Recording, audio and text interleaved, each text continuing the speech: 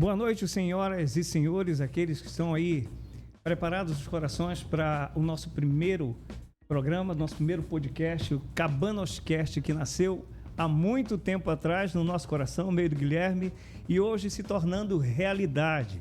Nós estamos aqui para apresentar o melhor conteúdo para você. Que você fique muito à vontade e prepare o seu coração, que nós temos algo especial para trazer para você nessa noite, né, Guilherme? É isso aí, Salomão. Queria cumprimentar você e a todos que estão nos assistindo. Nosso sonho finalmente virou realidade, né? A gente vem sonhando aí há muito tempo com isso. Não é fácil. Muitos tentaram fazer, poucos conseguiram, que mostra como é complexo você fazer um projeto deste tamanho que estamos fazendo. Mandar um salve, um alô para toda a comunidade aqui nossa, Vila dos Cabanos, Barcarena, onde a gente mora, onde a gente ama viver. E é um prazer hoje a gente estar aqui, começando o inédito Cabanoscast com o episódio de 01, com uma pessoa super maravilhosa, ela que tem uma carreira consolidada na região, já chegou conseguindo muitos e muitos, como que eu posso dizer, seguidores, pacientes. Vamos dizer isso, pacientes. Um deles é o nosso produtor, que não vai aparecer nas câmeras aqui, mas teve excelente recomendação através dele. Você e eu saúdo nessa noite, não sei que horário que vocês vão estar assistindo, mas estamos gravando hoje às 20 horas mais ou menos aqui. Do dia 19 de agosto. É isso aí. A de nossa querida de 2023. Isso. Querida, ela é psicóloga há mais de 20 anos, Sueli Parente, especialista em terapia familiar. Queria chamar um aplauso aí, nosso produtor. Um aplauso para ela aí. Estamos agora começando aqui. Ela que é especialista em terapia familiar, né? Queria começar com uma pergunta quente aqui que vai dar um corte. Salomão, você já traiu? Pergunta difícil. Difícil essa, hein? Difícil. Essa eu prefiro não responder. Ah, então tá bom. Então, com a palavra agora, nossa psicóloga Sueli Parente. Boa noite. Seja bem-vinda à nossa casa. Fique à vontade aí, o tempo é de você. Bom, muito obrigada pelo convite. Espero que não tenha traído, hein? Espero que não. Porque senão a dona encrenca te pega, tá? Mas muito obrigada pelo convite. Na verdade, a gente fala muito em terapia familiar, né, e casal hoje em dia. E vamos aí ajudar o que for preciso essas famílias. Então eu quero aproveitar, já que o Guilherme deu essa deixa aí para mim, me deixou aqui meio constrangido, mas tudo bem, faz parte, né? Mas eu quero te falar que eu vou fazer, agora no mês de setembro, vou fazer 30 anos de casado. Eu quero te falar que não foi fácil, né? Eu conheci minha esposa, eu tinha 19 anos de idade. E nós chegamos aqui nessa cidade há mais ou menos isso. Eu vou fazer 33 anos aqui, então eu passei 3 anos aqui e conheci a minha esposa. Uhum. E não foi fácil. Então, culturas diferentes. Eu sou de uma família que tem uma rotina diferente da dela. Nós tivemos muitos problemas na nossa caminhada. Mas, de tudo, a gente não pode dizer que deu tão errado. Porque eu tenho 2 filhas, uma de 23 anos e outra de 27. E já sou avô. Vai até não parecer, mas eu sou avô. O avô mais né? lindo do Brasil. Então, Deus, né? então eu acredito que com todas as indiferenças, com todos os perrengues, com todas as dificuldades, chegamos até aqui, graças a Deus por isso. Que bom. Então, eu queria já ouvir de você uma orientação para aqueles que começaram agora a entrar nessa vida, casaram recentes, e o que você pode orientar para que esse casamento venha a dar certo, para que não venha a sofrer o quanto eu sofri, ou talvez nós sofremos, né, por entrar no casamento muitas vezes sem orientação nenhuma. Porque também não existe, eu acredito, não existe uma marmitinha, algo preparado. Não. Né? Então, assim, eu posso até dar uma orientação do que é um casamento, porque eu tenho até gabarito para falar sobre isso, mas a gente sabe que ainda assim pessoas vão passar por dificuldades. Então, qual a orientação? Bom, o que a gente pensa hoje? Não existe casamento sem conflito. Não existe casamento sem desentendimento, né? Todos os dias você vai produzir o novo com seu cônjuge. Não tem como dizer que não, que é harmonioso o tempo todo, né? Mas o que a gente fala muito? Que tem que ter diálogo e respeito. Tendo diálogo, respeito e aquela carguinha de amor, a coisa vai bem. Porque não existe o casamento, o amor. Quando a gente fala que amor não é sentimento, as pessoas ficam tristes com a gente, porque amor não é sentimento. Amor é decisão. Então, eu decido amar aquele homem com aquela trajetória, com aquela história, com aquela cultura e com a carga genética que ele tem. Eu decido amar aquela mulher com essa história, com essa trajetória, com essa carga genética, com tudo que vem, com a cultura dela. Então, todos os dias a gente vai ter que parar para pensar, por que eu estou com esse homem? Por que eu estou com essa mulher?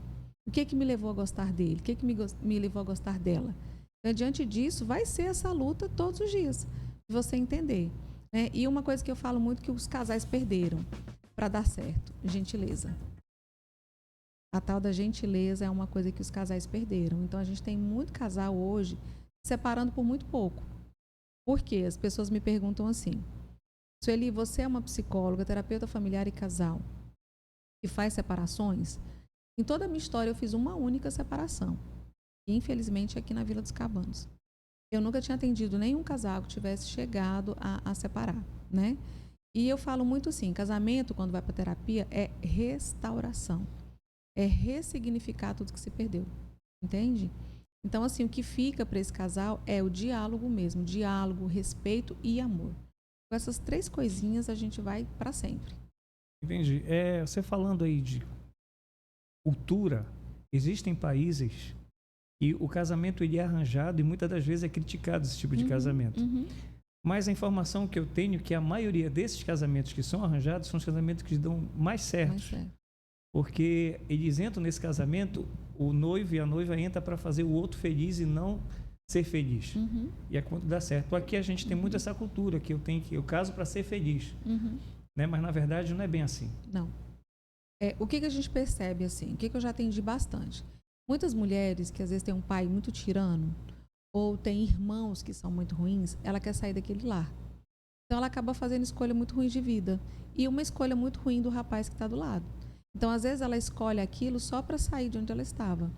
Não é porque ela queria realmente casar, é porque foi a única escolha que teve. Você pode prestar atenção que até hoje, em pleno século XXI, ano 2023, ainda assim nós mulheres criamos filhos, os meninos de um jeito e as meninas de outro jeito. Então, isso entra na cultura dele. A gente tem um relato em clínica de muita adolescente, de 15, 16 anos, que elas vão para a terapia e falam, Su, eu não aguento mais estar na casa que eu estou, porque o meu irmão deixa o copo fora de lugar, o meu irmão não lava uma louça, o meu irmão não ajuda em casa, e a minha mãe diz que eu sou a menina que eu tenho que aprender. Então, a gente está perpetuando cultura. A gente está novamente na cultura de que o menino não faz nada, ele não ajuda em casa e tal. Aí como é que esse menino vai para o casamento? Aí ele vai para o casamento querendo ser servido, porque ele tinha uma família que servia, ele tinha uma irmã que servia, tinha uma mãe que servia. Ele vai para o casamento querendo ser servido. E essa menina vai para o casamento querendo achar alguém que ela se liberte. E aí se ela casa com esse menino que quer ser servido, olha o que dá de errado.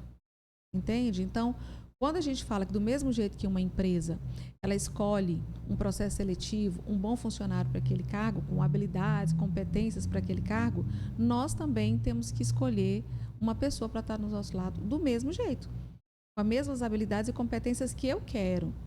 Entende? Então, o relacionamento ele tem que ter processo seletivo. Entendi. Olha, quer ver uma coisa que é interessante? Eu vim de uma família, eu vim de um lar que todo mundo fazia tudo. Né? A gente lavava, cozinhava, tomava conta de casa, tanto o homem quanto a mulher. Aí, essa geração que veio agora é uma geração que os pais dizem, esse menino, essa menina não vai passar pelo que eu passei.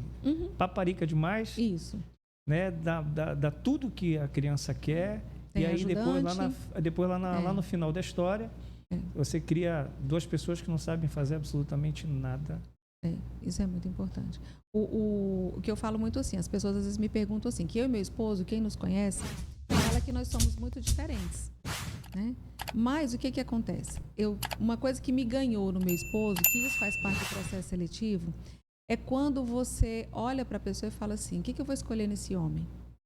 Então, você vai escolher o quê? A religião, você vai escolher a beleza, você vai escolher a cultura, a inteligência.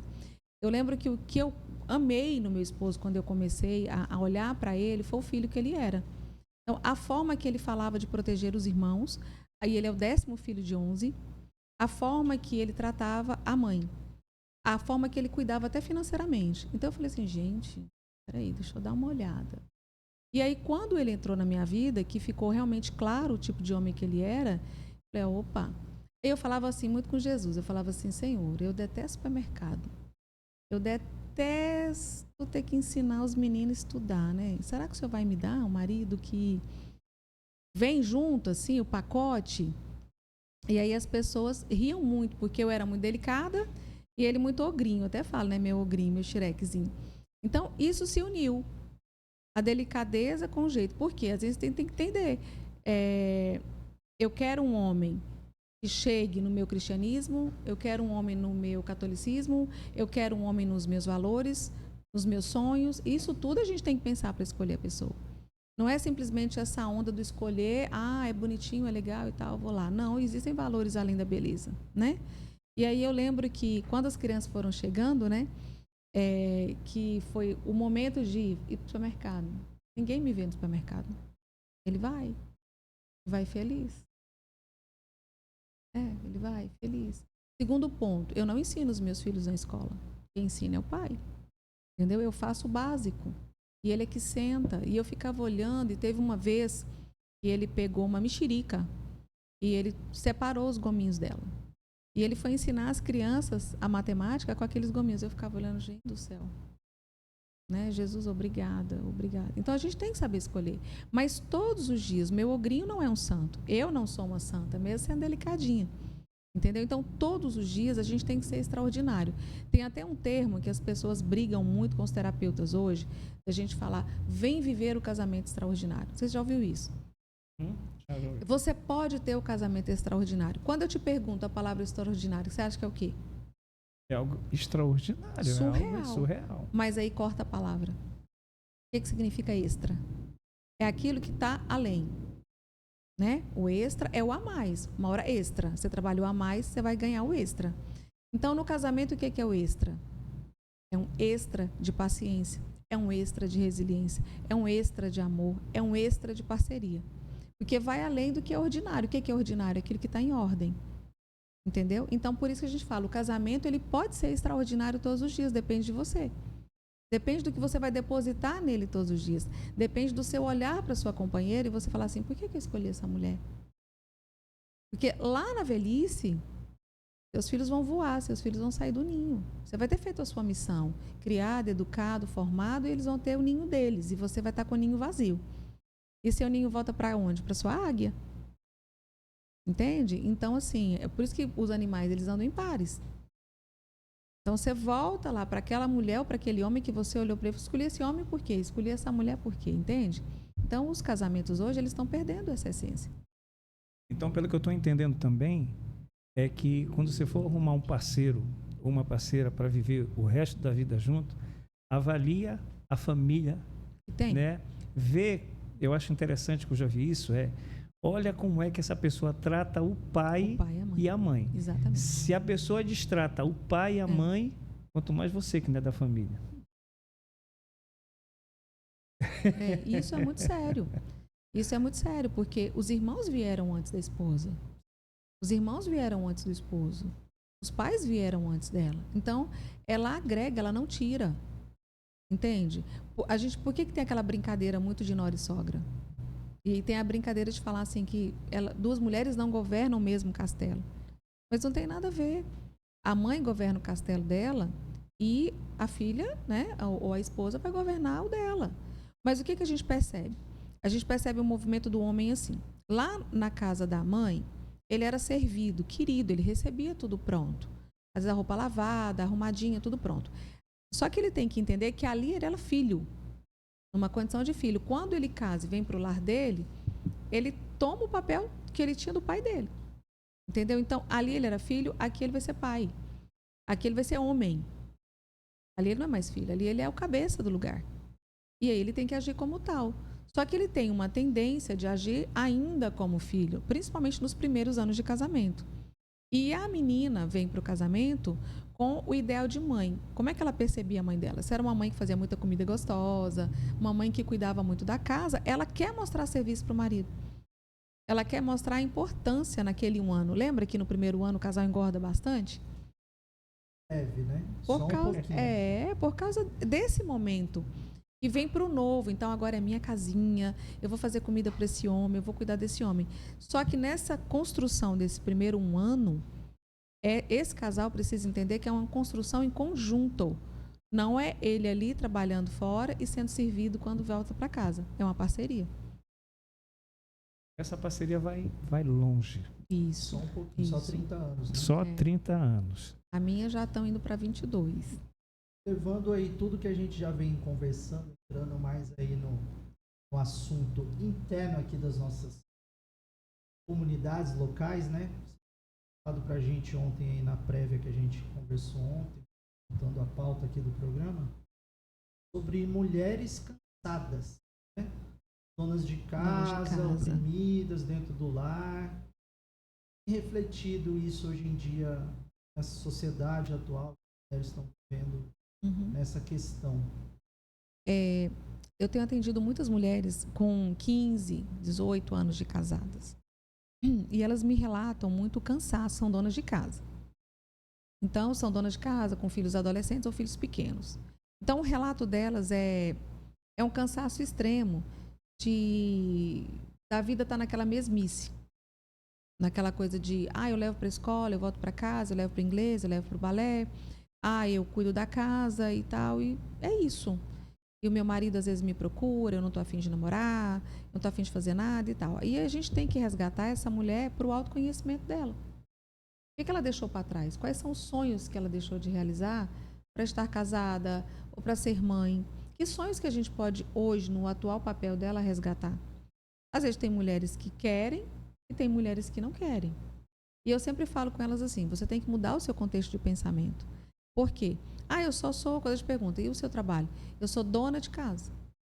Sou dona de casa. Eu sou dona de casa. Falo, ei, levanta a cabeça. Você é a dona da casa. Você é a dona do seu lar. Então, você tem que pensar qual é o seu papel ali como dona da casa. Não é gostoso quando tudo está muito organizado, muito limpo, muito cheiroso? Você deitar numa caminha gostosa, macia, cheirosa? Quem fez? Você. Não é tão bom quando os seus filhos entram em casa e comem uma comida feita por você e todo mundo, mãe, que gostoso, que delícia. Fora os seus filhos, você abriu mão de muita coisa para o desenvolvimento social, intelectual, comportamental dele. Então, isso é de alto valor. Você não está terceirizando. Por quê? As mulheres que trabalham fora e ainda chegam em casa com a jornada tripla, elas têm um pesar muito grande. Elas terem que terceirizar tudo com os filhos. Terceirizar deixando o filho com babá, terceirizar deixando o filho com a van. Então, todos os dias o coração dela não vai inteiro para o trabalho. Ele vai, meu Deus, será que hoje vai ter um acidente na van? Meu Deus, será que hoje vai ter alguma coisa? Então, tem os dois contrapontos, entende? E aí a gente precisa empoderar essas mulheres para elas entenderem o alto valor delas. E não ficar com esse questionamento. Elas ficam até com vergonha de falar, eu sou dona de casa. Não, você é a dona da casa. Você é a dona do seu lar. Coloca um A maiúsculo aí gigantesco. Porque o papel dela na formação desse lar é fundamental. Eu te pergunto, essa questão do empoderamento feminino e o feminismo, tem alguma coisa a ver ou são vertentes totalmente diferentes? Não, o empoderamento feminino, o que é empoderamento? É dar poder, né? A palavra é empoderar, é dar poder. Então, dá poder à mulher. Mas o empoderar cada mulher é de acordo com a circunstância de vida dela. Então, por exemplo, se eu tenho uma mulher vítima de violência dentro do casamento, eu vou empoderar essa mulher para ela entender o que ela está vivendo. Quais são as características da violência? Da violência dentro do casamento? Sim. Então, vamos pensar na violência psicológica. Quando o marido chega e ele começa a depreciar essa mulher, quando ele fala que a comida está ruim, que a casa está suja, quando ele fala que ela não faz o melhor, isso tudo é violência psicológica.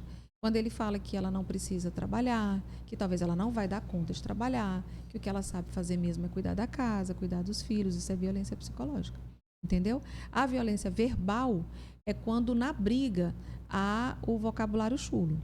quando há os xingamentos. Que é humilhação mesmo. Isso, que é humilhação mesmo. Aí nisso a gente tem contra a mulher a violência institucional, que já é dentro da organização que ela trabalha, e a gente tem a violência física, que é o ápice da coisa, não tem que estar junto, e a violência patrimonial, que é quando é negado à mulher o direito a saber quanto o marido ganha, mulheres que não sabem a senha da conta dele, mulheres que não sabem o prolabore dele, quanto ele ganha, mulheres que não isso tem que ser compartilhado, tem que né? ser compartilhado. Mulheres que não sabem administrar o dinheiro porque não tem domínio, e ele, quando ele nega também alguma coisa para ela. Relato aqui, bonitão falar, e alguns casais isso é separado. Até hoje, não sendo direcionado por classe social nem nada, mas marido que não sabe quanto ganha, esposa não sabe quanto, cada um paga uma conta. E não é legal. A gente coloca dentro da terapia de casal que o valor que cada um ganha tem que vir para a mesa. Tem que vir para a mesa e planilhado. Aí, por exemplo, se uma mulher ganha R$2.000 e o homem ganha 10, ela vai fazer o percentil do que ela ganha em cima do salário. Então, é irrisório, praticamente, o que ela vai ajudar em relação à renda do marido. Então, por exemplo, tem marido que chega, a mulher ganha 2.000, ele ganha 10. Ele quer que ela pague a conta de luz, que é 1.000. Então, não tem como. Então, quando vem pra gente, né? E eu não sou muito boa de matemática, geralmente quem faz esse cálculo para mim é o meu esposo. Eu chego e falo, meu bem, faz o cálculo aqui para mim, que amanhã vai ser a questão financeira desse casal. Então, ele ganha tanto e ela ganha tanto. Aí ele fala, Jesus, ela não devia... Se ela pagar só a unha dela e o salão e tudo e tal, tirando já do orçamento dele, tá ótimo. Aí eu falo, não se meta, menino. Só faz o cálculo. Tem uma continha do 50, 30, 20, a galera usa. Ela é muito boa para dar esse dimensionamento dentro de casa. Inclusive, na terapia de casal, eu entrego como bônus uma planilha que a família vai alimentar. A planilha do que entra, o que sai do casal, o que é fixo, o que é variável, o que é investimento e tal. E os dois têm que alimentar, porque o que cada um ganha vai ter que ir para ali, entende? E ser compartilhado. E esse homem entender que ele não governa o dinheiro dela, é uma parceria, e que ela não governa o dinheiro dele, é uma parceria. Mas tem casamento aí agora que é contrato. É contrato. Antes de casar. Principalmente quando tem muitos divide bens, né, tudo. E outra, o que era meu antes do casamento continua sendo meu, o que era teu continua sendo teu. Nós vamos morar no mesmo local, entretanto, tudo é dividido. Mas aí deixa eu te contar uma coisa assim. Isso é bom? Não. Quando eu fiz o curso de defensoras populares, né, pela Defensoria Pública do Estado do Tocantins, e uma coisa que a doutora Túlia, que é a juíza da vara de família de lá, nos ensinou foi o seguinte: não se engane com os regimes de casamento. Porque mesmo que você se case com separação total de bens, tudo aquilo que você constrói junto com a pessoa é dividido. Entende? Então, é separação total de bens aquilo que você adquiriu vindo aqui. Mas daqui para frente, você construiu alguma coisa. Então, ela fala assim, gente, peraí, vamos supor que eu casei com uma moto. Mas eu peguei essa moto, que era 10.000, e comprei uma de 20 junto com o meu novo cônjuge. Então, eu tenho uma diferença de 10.000 aí. Entende? Então, ela falou assim, não se enganem com os regimes de casamento. Porque quando você está com alguém... Existe uma regra única. Exato. E aí eu falo assim, peraí, mas eu já vou entrar num casamento pensando na separação, então eu não tenho que entrar. Ou eu entro acreditando que vai dar certo, ou eu não entro. Se eu já entro com uma carga negativa, mas não vai dar certo, eu já vou me preparar. Então você não tem que entrar ali porque você tem dúvida. Deixa eu te fazer uma pergunta. Na tua terapia de casal, qual foi assim a situação que você viveu que foi mais impactante? Assim, teve uma situação que tu ficou assim, eu não acredito que esse casal está vivendo isso. Teve. Porque assim, o que choca a gente é aquilo que é muito grande e aquilo que é muito pequeno. Vamos pensar assim. As extremidades mesmo. As extremidades. De chegar à violência física em si, mas esse homem aceitar tratamento, né, aceitar ir ao psiquiatra, fazer terapia, sarar os traumas que ele tinha de infância, que ele era extremamente violentado pelo pai, e ele entender e a gente conseguir restaurar esse casamento, como também vir uma pessoa que fala para você assim, eu não quero mais. Por que eu não quero mais? Eu acho que eu não amo mais. Ela ganhou neném, engordou, não é mais a mulher que eu achava que devia ser. E isso te deixa assim, peraí, como é que você está vendo essa mulher? Como é que você se vê? Entende? Então, na terapia, a gente se choca com muita coisa.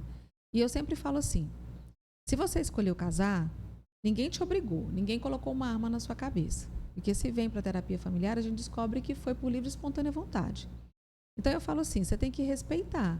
Porque se você construiu essa família é para quê? Entendeu? Então, para que eu estou ali? Porque a família é a primeira base de sociedade. A família é o primeiro lugar que eu aprendo. E depois é que eu vou para a igreja, eu vou para a escola. Que são os outros locais que você pode aprender a ser gente. Entende? Mas se eu pego na minha primeira base, sociedade, e no primeiro embate, no primeiro momento, nos primeiros 5 anos, eu jogo a toalha, então você vai fazer isso com tudo. Você vai fazer isso no trabalho, você vai fazer isso na vida. E você pode prestar atenção no comportamento dessa pessoa. Se ela está com alguém, 4, 5 anos, ela joga a toalha, entra num novo relacionamento, 3, 4 anos, joga a toalha, ela faz isso na vida em qualquer área. Ela faz no trabalho, ela faz com os amigos, ela faz no casamento. E eu sempre falo assim, você pega o seu marido ou a sua esposa e vocês não se querem mais, vocês se separam. Mas e aí, o que você faz com seus filhos? Eu me livro, vamos colocar aspas, do embute. Ah, eu tenho esse embuste, não quero mais. Mas os seus filhos estão se livrando do quê? Então, vale a pena, sim, você parar com essa briga de ego, parar com esses mimimis, ou com essa criança ferida que mora aí dentro de você, tratar essa criança ferida e cuidar de você e do seu lar e restaurar o seu casamento e ressignificar tudo que estava errado. Não é abandonar o barco. O que a gente vê hoje é muito homem e muita mulher abandonando o barco por muito pouco. Cedo, né? Eles abandonam o barco cedo. Cedo. Demais. Por muito pouco. E entrando nesse ponto aí de abandonar o barco, entra a terapia. Isso. Não só de casal, mas como família, como você falou pra gente. É porque assim, na terapia familiar tem às vezes sogra e nora, às vezes filhos que não cortaram o cordão umbilical com a mãe e a nora, né, quer morrer com uma situação dessa. Então a terapia familiar vem pai, mãe, vem os filhos desse casal e às vezes vem a primeira base dele, que são os pais, os avós. Né? Então a gente fala na terapia familiar de colocar essa família toda em ordem. Por quê? Filho tem poder de separar pai e mãe. As pessoas falam, como assim? Tem. Aí como? Por exemplo, quando um filho chega, a mulher perde a total vontade do marido. E não é ela, é um tal de um hormônio que ela está produzindo, que é o hormônio da amamentação. Entendeu? Que provoca esse desinteresse. É um outro momento do corpo dela, é um outro momento mental. Então, ela desfoca do marido e foca no filho. Aí, quando a gente percebe isso, ou o marido percebe isso, a gente tem que ajudar essa mulher. Porque ela tem que entender que ela continua sendo mãe, mas ela continua sendo esposa e continua tendo que olhar para ela. Entende? Então, esse é um momento que muitos maridos desistem e saem de casa ou arrumam amantes. Porque aí essa mulher pode ficar... Eu ia justamente entrar nesse tema. Porque assim, a gente conversando antes, só para mim não perder o raciocínio, o casal, chega um momento na vida do casal que o que é mais importante já não é só os dois, não é só o casamento em si, mas tem coisas que começam a ficar muito mais importantes do que os dois, a família, a história, né? Então, eu não vou dizer que nunca eu quis me separar. Claro que sim. Eu e ela já pensamos várias vezes, só que chegou o ponto em dizer, não, mas espera aí, tem algo que é mais importante, que é a família, né, o que nós construímos. Então, eu vou abrir mão disso tudo para começar tudo do zero. Muita gente faz isso, né? A pessoa vai lá, acha que essa pessoa... um custo muito alto. Essa pessoa não serve mais para mim, e quero coisa nova, quero viver um novo momento da minha vida e tal, e o cara separa, ou a mulher separa, se envolve com outra pessoa, vai começar tudo do zero e vai ter os problemas tudo de novo. Não. Ou pior, né? A gente não fala nem nos problemas de novo, Salomão, porque a gente fala assim, ali pelo menos é o pai e a mãe dessas crianças. E no novo é um estranho, é uma estranha para os filhos e é um estranho para os E filhos. detalhe, né? Quando às vezes sai dessa separação, deixa os filhos, assume os filhos de outro, De outra ou de outro. ou de outro, Uhum. e às vezes dá mais carinho. Eu já vi isso. Isso. Dá do que mais pros carinho do próprios que para os filhos. próprios filhos. Exato. E tem pessoas que abandonam mesmo. E é nesse momento que a gente tem um monte de adultos feridos. Porque essas crianças se tornam crianças cheias de trauma.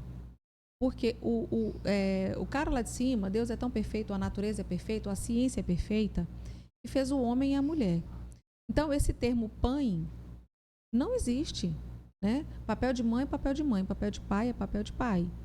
Então, uma mãe que está separada e criou os filhos sozinha. Ela continua sendo uma mãe separada e criou os filhos sozinha. Eu faço o papel de pai e papel de mãe. Não faz. Ela faz o papel de mulher, de mãe. Mas eu que ia nas festas do Dia dos Pais. Mas você não era o pai, você era naquele momento a mãe. Tanto que você pode prestar atenção que as escolas mudaram o perfil. Quando chama no Dia dos Pais, hoje aconteceu o evento do Dia dos Pais na escola dos meus filhos, que foi falado no microfone. Então, venham os papais agora abraçar os seus filhos, ou os responsáveis, ou as mamães que cuidam. Entendeu? Então, a escola já faz esse novo. Então, na separação, eu preciso pensar. Eu não posso ser egoísta e pensar só no meu eu, que eu vou me livrar daquela mulher, ou que aquela mulher vai se livrar desse homem. E os filhos vão livrar do quê? Porque eles não têm culpa e eles são, sim, os maiores prejudicados. Por mais que a gente pense, que o casal pare para pensar, quais eram os meus sonhos dentro desse casamento? Quais eram os meus valores? Qual era o meu ideal aqui? Quais eram as minhas ambições aqui dentro desse casamento? Porque eles entram em luto. Luto desses sonhos, entende? Aí eles começam a pensar, e aí? Não, já acabou. Vou embora disso aqui. Geralmente a mulher fica com os filhos, então para ela já é mais difícil.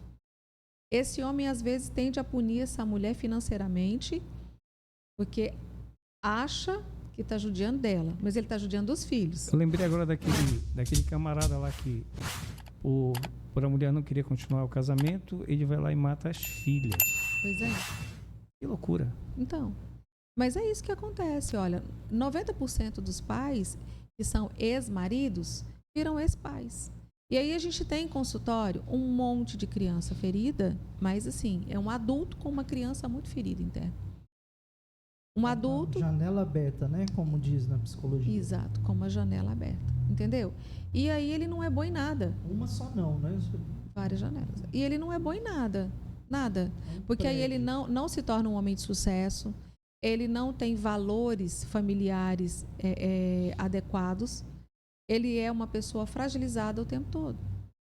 Entende? Porque a base dele ele não teve. Então eu falo assim, se ele tem casamento que você não consegue restaurar, o único ponto que a gente não pode ir contra é o que a Lei Maria da Penha provoca, que é a violência, né? Principalmente o ápice da violência física. Mas eu já tive paciente que fez e aceitou o tratamento e viveram felizes, e viveram bem. Houve o perdão.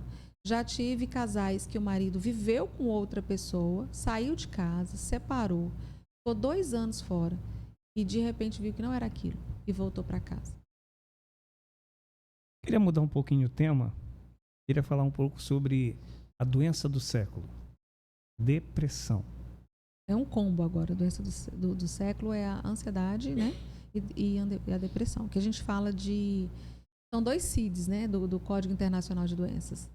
É depressão e ansiedade. Inclusive, a ansiedade hoje, ela tem passado a depressão. Infelizmente, tem. As pessoas estão menos resolutivas. As pessoas estão mais aceleradas.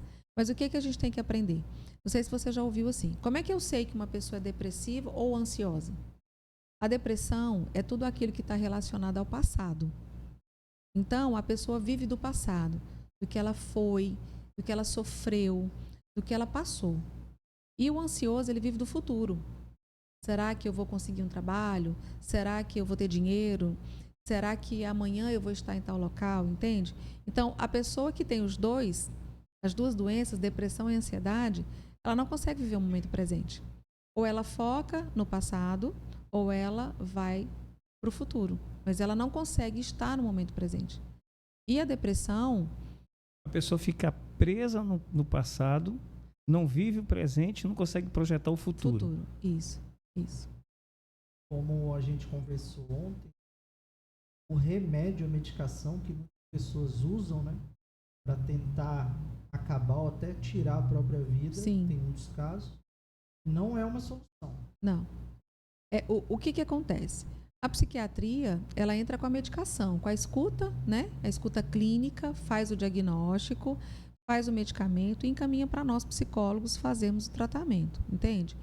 Só que as pessoas, elas não gostam de fazer terapia, porque a gente mexe nas feridas das pessoas. Você não vai lá para eu te pôr no colo e falar que está tudo bem. Você não vai lá para a gente passar a mão, porque se você foi lá é que você tentou tudo e deu errado. E aí você vai lá para a gente realmente fazer acordes da sua memória. A gente vai lá para ressignificar tudo aquilo que você acha que estava certo e não está. Então, como o psiquiatra, ele passa o processo medicamentoso e na grande maioria não faz a psicoterapia, né, que é o caso dos meus pacientes são esses. Eles vão à psiquiatria, faz a escuta, faz o diagnóstico, entra com o medicamento. O medicamento traz uma melhora, porque é químico, e aí o medicamento traz uma estabilidade, essa pessoa acha que está tudo bem, entendeu? E não vai para terapia. E quando ela vai para terapia, tem dias que a gente acolhe e tem dias que a gente sacode. Como é que eu consigo identificar alguém que está próximo de mim, mãe, pai, filho, amigo, está no quadro de depressão? Nos extremos. Ou a pessoa muito agitada, irritada, fora do normal dela. Ou muito triste, chorando, isolada, calada, quieta, que está fora do normal dela. Aí você precisa conhecer essa pessoa. Aí você fala assim, nossa, mas o Guilherme está tão agitado. Não, ele é acelerado, mas ele está diferente. Ele está muito diferente. Deixa eu chamar meu amigo para conversar. E você começa, cara, o que está acontecendo? Você não é assim, você está agitado, você está acelerado, você está nervoso, você está me dando umas respostas estranhas. Aí ele vai dizer o que ele está sentindo ou não. Ou o extremo, ele é um cara alegre, sorridente. Aí de repente você percebe que ele tem uma alegria, logo em seguida ele tem uma tristeza. Logo em seguida ele se cala. Assuntos que antes ele se metia, ele agora não fala mais, não opina, fica na dele. Você chama para sair, não tô legal, tô sentindo dor, vou ficar quieto. Você fala, não, peraí. Aí você vai chamar ele para conversar. Porque a escuta do amigo é muito importante. Entende? Tanto que na terapia, quando a gente tem alguém depressivo, além do medicamento e da terapia, a gente fala assim, olha, você tem que ter um anjo amigo. Você tem que ter uma pessoa, além do psicólogo, mas ele tem que ser de confiança. Você confia para você falar o que você está sentindo. Então, e aí a gente até às vezes na terapia chama esse anjo amigo para dar orientações do que falar e do que fazer. Porque eu não posso dizer para um depressivo, por exemplo, cara, que é isso? Você tem de tudo? Para que você está assim? Um bonito desse, inteligente? Não, que bobagem. Não, são falas que você não pode conectar com a pessoa. Você tem que falar, e aí? O que eu posso fazer por você? Vamos correr junto? Vamos fazer uma atividade? Vamos pescar? Vamos fazer alguma coisa juntos? Tem que ser nessa mecânica, entende? Porque se não for nessa mecânica, dá errado. Eu tenho que jogar essa pessoa para cima. Para cima. Né? E, Guilherme, a depressão, o que você acha? Ela tem classe, ela tem cor, ela tem nível social, a pessoa rica, pobre? Porque na minha concepção, eu vou falar até de forma brincadeira, mas assim, a depressão era para ser uma doença de pobre, não de rico. Uhum. Né? Porque, ao contrário. Porque, poxa, olha que a pessoa pobre, financeiramente falando, passa, né? Às vezes o cara almoça, não sabe o que vai jantar, né? E o cara dorme pensando quanto é que vai vir a conta de energia, quanto é que vai vir a conta de água, será que vai fechar a minha conta no final do mês? Sim. Como é que está a minha vida com 5 filhos, numa casinha pequena? Casca, né? E muitas vezes tu vai numa casa dessa, você é muito bem recebido, é feito um banquete para você, e esse cara é felizão. Às vezes o cara é rico, tem dinheiro pra caramba, os filhos parece que é tudo superdotado, e o cara sofre de depressão, ou um filho sofre de depressão, é uma coisa que a gente não consegue entender.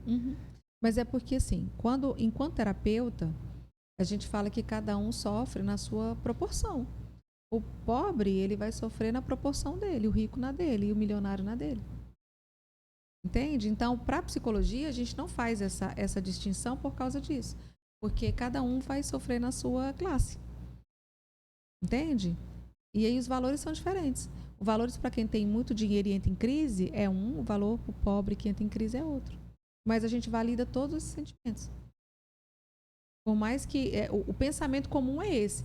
O rico não teria que sofrer, porque ele tem um bom carro, ele tem uma boa casa e tal, entendeu? Mas aí a gente tem que validar na proporção dele o sentimento dele. Por isso que para a psicologia a gente não faz essa diferença de classe. Essa É um negócio complicado, né?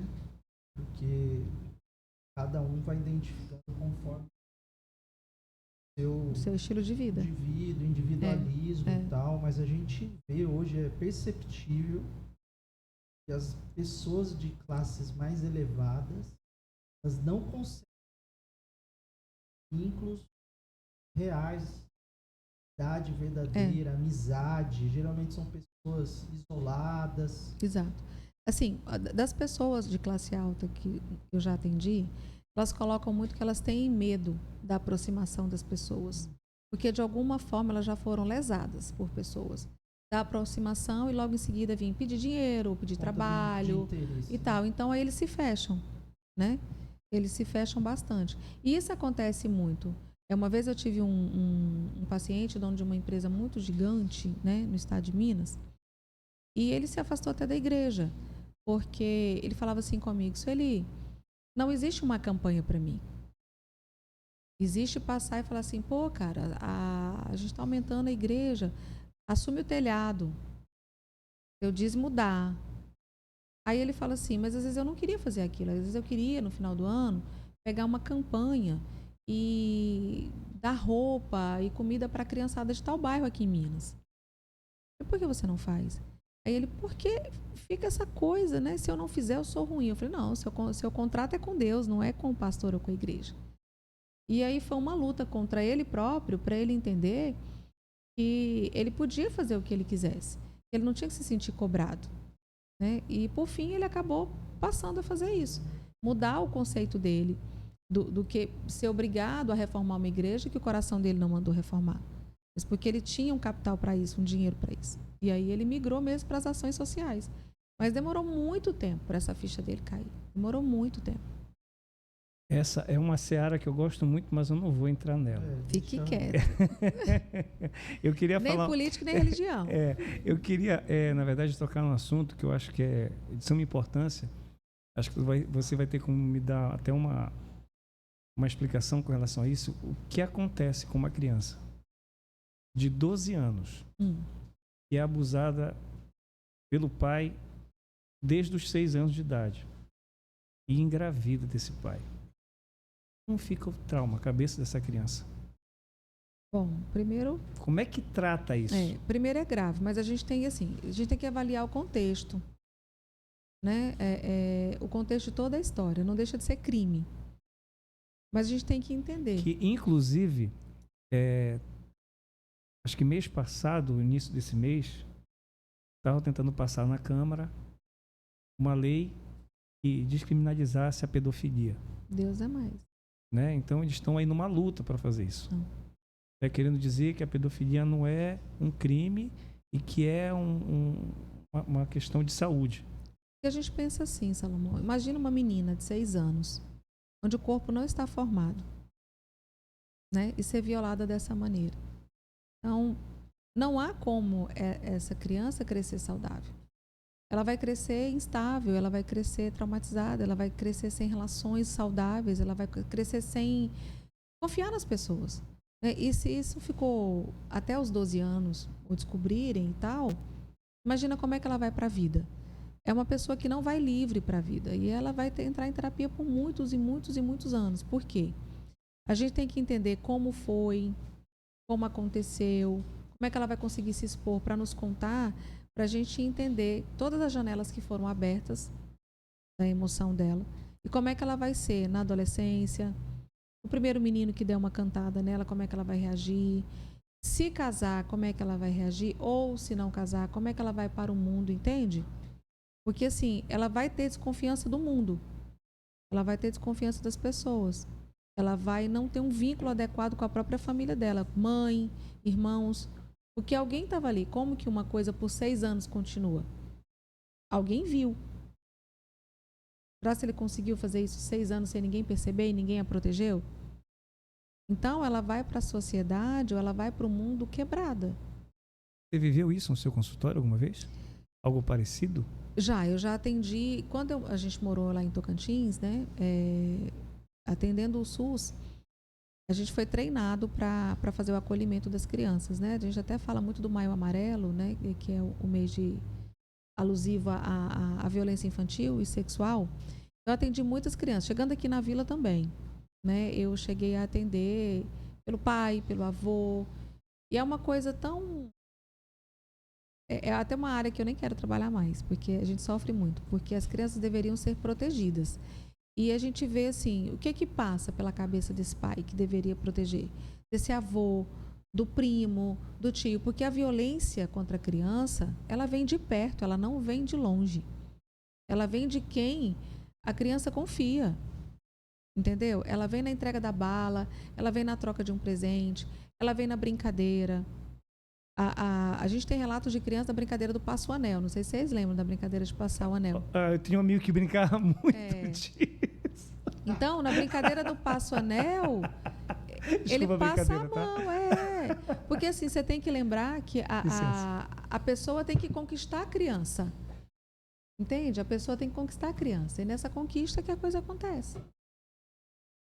E a gente estava conversando também sobre os mitos da profissão, né? Sim. Do foco pesado, né? Foco, né? Que a gente estava... O receio, o medo, a própria preconceito. Preconceito, existe hoje em dia com a profissão de psicologia. Porque sim. Tô legal. Não, existem vários mitos. Existe o mito de que a psicologia é elitizada, né? Sim. Ela só é para ricos, para quem tem dinheiro, e não, a psicologia é para todos. Existe que a psicologia ou a psiquiatria é para loucos, o famoso doido, e não é, entende? A gente não tem que esperar a vida pipinar. A gente não tem que esperar a coisa desgringolar. A gente tem que procurar ajuda antes.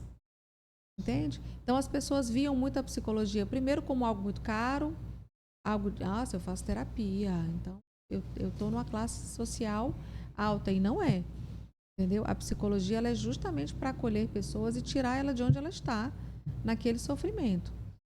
Então, a gente viveu muitos momentos da psicologia. Tanto que, assim, a Covid trouxe muita coisa negativa, ceifou a vida de muita gente, ceifou. Mas ela trouxe visibilidade para a psicologia e trouxe a quebra de muitos paradigmas. E um desses é da psicologia ser cara e ser elitizada. Porque hoje o Conselho abriu para fazermos terapia online. O psicólogo ele pode atuar atendendo qualquer pessoa dentro do Brasil e atender brasileiros que moram no exterior. Então, assim, hoje a psicologia ela rompeu muitas fronteiras. Hoje a gente tem atendimento de 30 minutos, 50 minutos, de 1 hora, com contrato terapêutico mais acessível para as pessoas se cuidarem. Entende? Então, assim, a pandemia trouxe esse alcance da psicologia com as pessoas e das pessoas com o psicólogo. Fique à vontade. Pode falar. Tá, eu fiquei assim, a pandemia veio, quase todo mundo que eu conheço da família, alguém perdeu ou um próximo ou um parente de longe. Sim. Mas todo mundo tem uma história de perder alguém. Uhum. E essas pessoas que perderam os familiares ficaram com traumas assim terríveis. Né? Tem gente até hoje que ainda não consegue sair de casa, sim, ainda tem temor. Né? Dizem que a pandemia também ainda não passou 100%, que ainda tem gente, né, sofrendo, inclusive... Recentemente, eu acho que é Carlos de Nóbrega lá do SBT, da praça, parece que ele foi acometido também de Covid e estava até fazendo tratamento. Uhum. Então, ainda tem pessoas ainda que ainda estão com esse trauma da pandemia e já estão anunciando uma próxima, sim, que vai vir até pior do que a primeira. Sim. Como tratar isso? Bom, na verdade, assim, a gente tem que entender o processo de morte, né? Como entender isso? Nós não fomos de nascença ensinados sobre a morte. Então, a morte tem um peso. Mas já paramos para pensar o peso da morte? Então, vamos pensar assim. Vamos supor que na pandemia se perdeu muitos avós e muitos pais de família. Então, o que essa família perdeu? O que essa família perde quando um pai morre? E ele é o que sustenta a família. Então, essa família não perdeu só a figura paterna, né? Ela perdeu o provedor também. E isso, como é que se recomeça do zero de algo tão inesperado? E aí a gente tem que tratar essa família e ressignificar essa morte. Era o momento desse pai, era o momento desse avô. Infelizmente foi dessa forma que foram muitas pessoas, foram. Mas a gente tem que recomeçar. E como é que eu recomeço com as ferramentas que eu tenho? Então a gente fala da rede de apoio que essa pessoa tem. A gente fala do que ela é capaz de voltar para o mercado de trabalho. A gente, inclusive aqui na vila, eu cheguei a atender uma pessoa, e se eu não me engano, eu acho que foi a primeira morte que teve na vila da empresa. Então, assim, quando eu a atendi, ela estava muito fragilizada, né? Mãe de 2 filhos, não sabia por onde começar. E aí a gente fez todo um trabalho de resgate. A profissão, buscar emprego, ir para o mercado de trabalho, né? Buscar trabalho, e hoje ela está bem. Ela está bem, está começando a pensar em namorar, entendeu? Conseguiu a rede de apoio. Mas existe o sofrimento da perda, não tem como. E aí a gente vai focar nessa pessoa que se foi, nas lembranças boas que eu tinha com ela. Mas ela precisa viver o momento de chorar pela pessoa, falar da pessoa. E não pode assim, ai, fulana, para de chorar. Se você não parar de chorar, a alma da pessoa não vai... Não existe isso. A pessoa tem que chorar por quem ela perdeu. Se ela quiser falar o dia inteiro sobre a pessoa, deixa.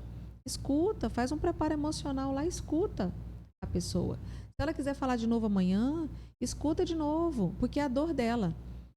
E ela precisa falar e chorar essa dor. Os dias vão passando, aí essa pessoa tem o prazo dela para se desfazer dos objetos. Entendeu? Porque não é algo no estalar de dedos. Eu não vou no guarda-roupa e olho e tiro aquela pessoa dali de dentro. Eu tenho que dar o tempo dessa pessoa, né? Tem gente que tira os porta-retratos. Por quê? Não é a sua história? Então, deixa o retrato lá. Que apagar a existência da pessoa também não, né? Não tem como, não. Aí deixa o retrato lá. Tira um pouquinho de roupa hoje. Pergunta se a mãe quer, se um irmão quer, se alguém quer. Vai tirando com calma, vai se desfazendo com calma, vai se permitindo. Até a coisa acontecer por completo, entende? Mas assim, a pandemia veio, eu acredito que ela veio também, e as pessoas têm que parar para pensar como que eu posso ser melhor comigo e com o outro. Porque eu falo muito de mim no momento do Covid. No Covid, a minha família, eu tive o Covid em julho de 2020, bem no início, trabalhando na saúde. E eu fui acolhida por estranhos. Porque a família em si, muito próxima, me acolheu. Mas a família um pouquinho mais distante fugiu. E eu lembro como se fosse hoje, pessoas que só sabiam quem eu era de longe. Gente, Suelita com Covid. Aí a pessoa me mandava um zap e falava assim, ô Su, eu vou levar um pão de queijo para você e para as crianças. Inclusive na pandemia, quando maio de 2020, meu marido veio para cá. E eu só vim em janeiro de 2021. Então, ele veio para cá, para a Vila dos Cabanos, trabalhar, e eu estava com Covid, e ele querendo voltar para casa. Eu falei, não volta não, porque se você morre desse negócio, eu estou ferrada, não vem não, fica aí. E aí eu fiquei sozinha numa casa com 3 crianças com Covid. E eu passei muito mal. E quem me acolheu foram amigos do trabalho e pessoas distantes. Eu lembro como se fosse hoje, essa pessoa com outra pessoa, elas levavam lanche para mim todos os dias. E elas falavam assim, eu vou levar isso hoje, que as criança gosta disso. Eu vou levar isso amanhã, que criança gosta disso. Então, isso foi bom, porque faz a gente repensar os nossos valores. Quem está perto, quem está longe, como que eu posso ser melhor, como que eu não posso. E às vezes você pensa que não está sendo vista por ninguém. E está. Então, eu sempre falo para todo mundo, cuidado com as suas posturas. Cuidado com as suas falas, porque tem sempre alguém te observando. Entendeu? Isso é fato, né? Principalmente hoje no mercado de trabalho. Isso. Onde qualquer coisinha pode se tornar contra você, nessa luta maluca que está hoje, né? Pela mesma vaga, pelo mesmo cargo, Exato. maior, menor, sempre um almejando. Eu lembro que a pandemia fez muita separação familiar. Você sabia disso? Falando em terapia de casal de novo, na pandemia a gente teve um alto índice de separação. Porque os casais não se suportavam. Dentro de casa há muito tempo. Não se suportavam. Tá vendo, Salomão? Na pandemia, a gente teve um alto índice de violência contra a mulher. Eu não tenho dificuldade com isso, não. Eu posso ficar aqui em casa com a minha família o ano todo. Eles que não querem ficar comigo. Mas é sério. Na pandemia, a gente teve um alto índice de violência contra a criança. Se você pegar as estatísticas, são altíssimas de violência contra a mulher, de separação e de violência contra a criança. Porque a criança passou a estar dentro de casa com o abusador dela, ali, diretamente. Podia ser o pai, o padrasto, o avô, o responsável ali. Né? Mulheres que trabalhavam fora e o marido trabalhava, encontrava pouquinho. Então, o ritmo de vida é um. E suportar ali, às vezes, no desemprego. Passou em trabalhar em home office. Exato. Aí, assim, o cara estava trabalhando, né? E a mulher tinha que manter a casa em silêncio. Como é que você mantém a casa em silêncio? Crianças em silêncio, tudo em silêncio. Imagina aquele cara que sai 5 da manhã e chega às 7 da noite. Mal vê a família. Exato. Aí na pandemia, ficava em casa. 24 horas. Em casa.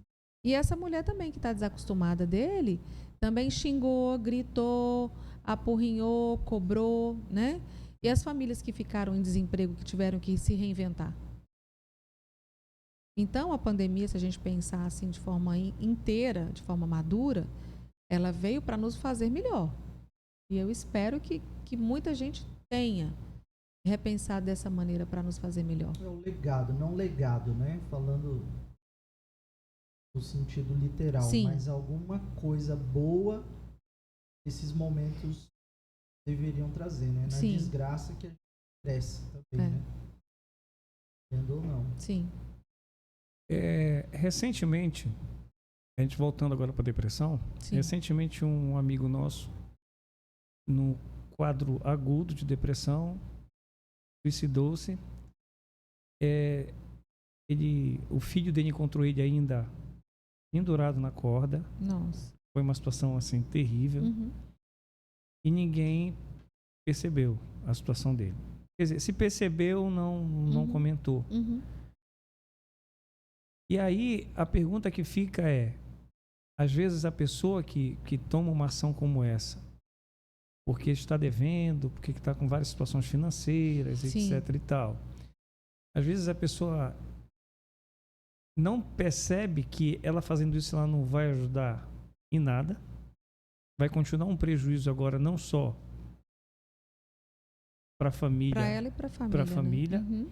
A família vai ficar ruim, né? Vai ser assim, vai ser um caos. É o que a família hoje está, um caos, porque ele era o provedor. Sim. Então não tem mais esse provedor, não tem mais esse pai que era referência para os filhos. Como é que fica essa família com 2 jovens e uma senhora? É porque o suicida, ele não consegue, a dor dele é tão intensa, ele está tão dentro, no profundo da dor dele, que ele não consegue entender o outro. Ele só quer sanar a própria dor. Entende? Então, ele não consegue ter essa visão macro do que a falta dele vai provocar na família. Ele acredita, geralmente, que não, vão se virar sem mim, vão dar um jeito sem mim. Eu preciso acabar com essa dor, porque ela está insuportável para mim. Entende? Então, ele não consegue ter essa percepção. Ele não consegue. Ele só consegue entender que ele precisa acabar com aquela dor profunda. Só que toda e qualquer pessoa depressiva, ela dá sinal. Nós aqui, às vezes, a nossa dinâmica de vida, às vezes, naquela rotina, naquela loucura, a gente não para olhar os sinais, entende? Mas eles dão um sinal. Porque nada acontece por acaso. As pessoas falam assim... A depressão não vem do nada, né? Não. Ela não vem de uma hora para outra, não é assim que funciona. Não. Ela tem todo um histórico, todo um processo que vai aumentando, que vai aumentando, que vai agravando até a pessoa não ter mais controle. Isso. Porque assim, eu costumo dizer que a depressão é assim. Imagina esse copo aqui, ó. Tem pessoas que nesse copo conseguem e sendo ferida e entornando. E assim ela vai a vida inteira. Ela consegue ter essa válvula de escape de ir e não deixa transbordar. Beleza. Ela perdoa, ela ressignifica, ela é mais positiva, né? Que a gente tem uma vibe hoje da psicologia positiva que é isso.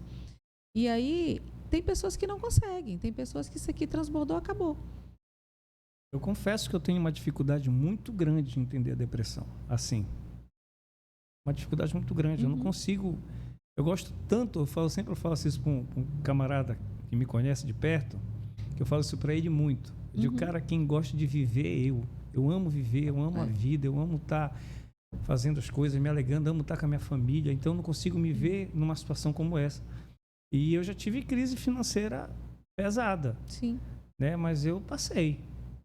Mas a gente tem que pensar que a depressão, ela também é uma estrutura química que se altera. E aí a gente precisa estabilizar essa estrutura. E eu confesso química. Também que eu não quero conhecer, não. Eu não entendo, eu tenho dificuldade, mas também nem quero. Porque eu acho assim, quando a gente tem condição de ter uma rede de apoio, vamos supor que você tinha uma mulher fantástica, ou tem uma mulher fantástica, que ela sabe te acolher, que ela sabe te tirar de onde você está e trazer para a frequência dela, de você reconhecer os erros e de você estar ali. Por exemplo, falando em depressão, falando em terapia de casal de novo, eu lembro que quando eu e meu marido, a gente passou por uma experiência muito ruim. Ele ficou 4 anos sem trabalho. Nós ficamos, quando a Sara nasceu, 2015, 16, 17. Só no meio de 2018 que ele conseguiu voltar para o mercado de trabalho. Então, nós tivemos que voltar para perto da minha família, que tinha uma estrutura melhor. Eu precisei voltar a trabalhar muito cedo, com a Sara muito bebê, porque aí eu estava no meu lugar, né? Eu conseguia ir para o mercado de trabalho ali. Conhecia todo mundo, meu pai era dali, meu avô dali, então eu fui para o mercado de trabalho. E o Marcos Antônio na luta por buscar trabalho. E as nossas economias foram, e eu tive um homem que o brio dele começou a ser alterado. Eu tive um homem que ficou muito preocupado, buscava trabalho e nada. Né? No estado de Tocantins não tem grandes indústrias, não tem grandes fábricas, então ele, como engenheiro eletricista de obra industrial, ficou ali e calma, vai acontecer.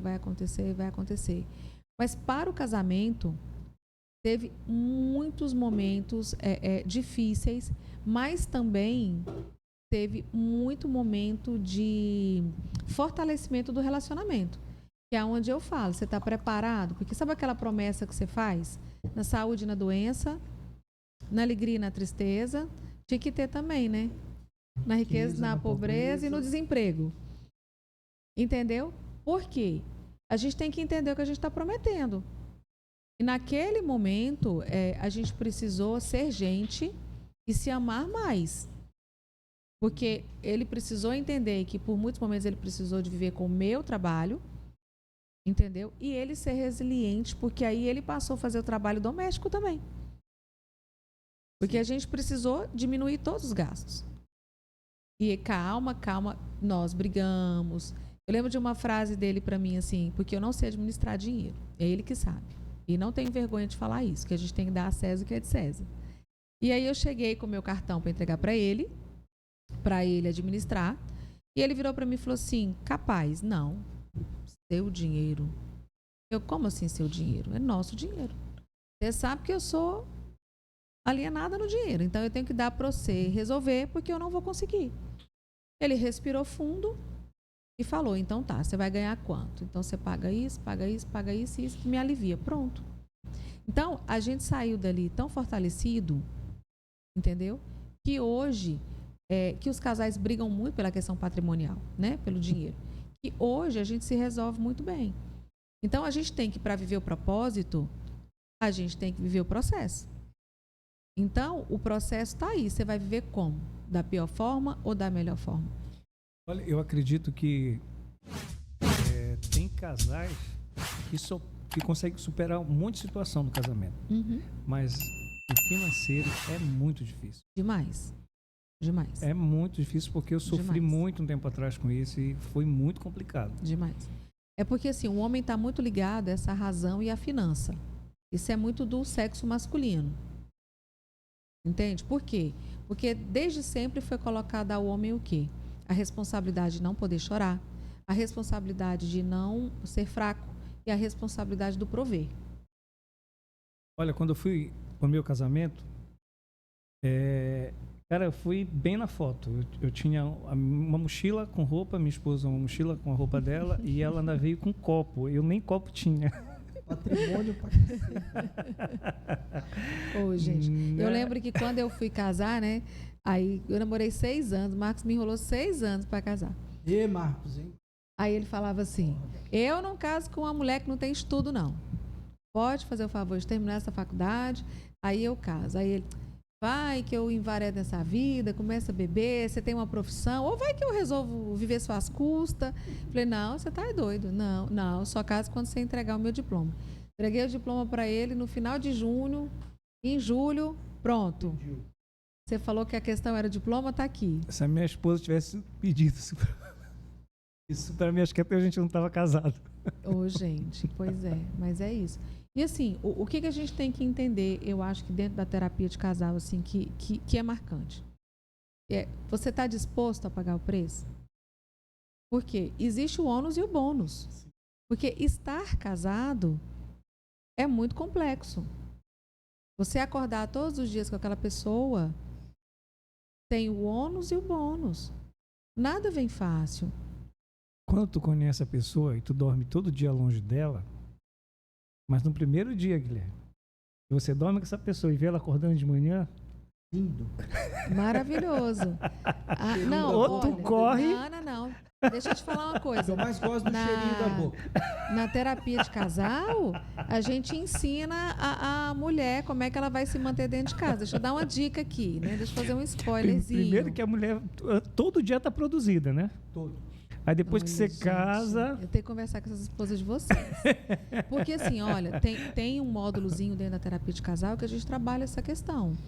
Principalmente do casamento maduro. 10 anos, 15 anos, 20, 30 anos.